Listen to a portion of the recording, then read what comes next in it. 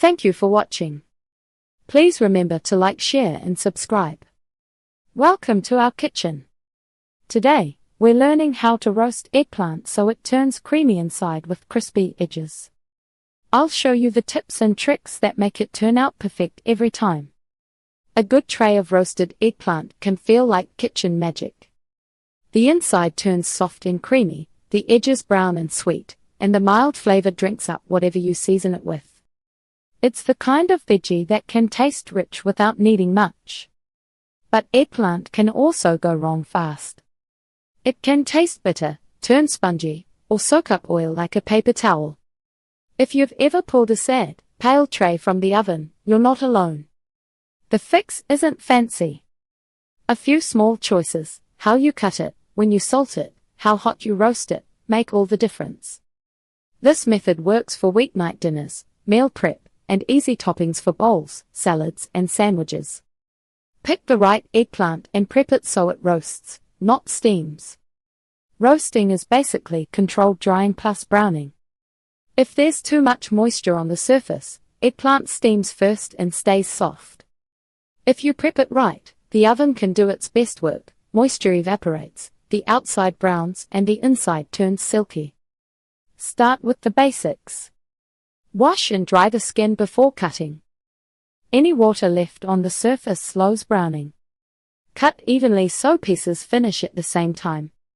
Uneven chunks give you a mix of burnt corners and undercooked centers. Don't drown it in oil. Eggplant acts like a sponge, but it doesn't need a lot to roast well. If you're roasting cubes, aim for about 3/4 inch to 1 inch pieces. Smaller than that and they can dry out.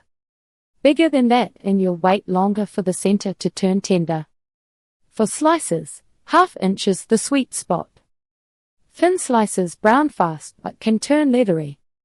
Thick slices stay creamy but need higher heat and enough space on the pan. How to choose eggplant at the store: size, skin, and feel. Look for eggplant with glossy skin, a firm feel, and no soft spots. The stem cap should look fresh and green, not brown and shriveled. Medium eggplants often have fewer large seeds and a cleaner taste. Very large ones can be more seedy, which sometimes reads as bitter. Common types and what they're good for. Globe eggplant. Big and round, great for cubes, roasting halves, and hearty trays. Italian eggplant. Similar to globe but often a bit smaller, nice for slices and layered dishes.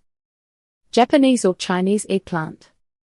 Long and slim, usually more tender, great for quick roasting strips or coins. Do you need to salt eggplant?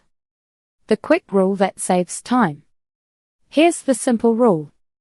Salt it if it's large, older, or you're making thick slices.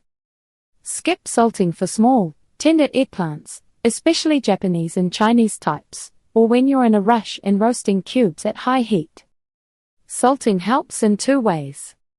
It can reduce bitterness in older eggplant, and it pulls out extra moisture so the surface browns faster. A fast salting method. Sprinkle cut eggplant with salt on both sides or toss cubes with salt. Let it sit 20 to 30 minutes in a colander or on a rack. Blot very well with paper towels or a clean towel. Oil and season right before roasting. If you pre-salt, remember to reduce added salt later, since some stays on the surface. The simple roasted eggplant method: cubes or slices, crispy edges every time.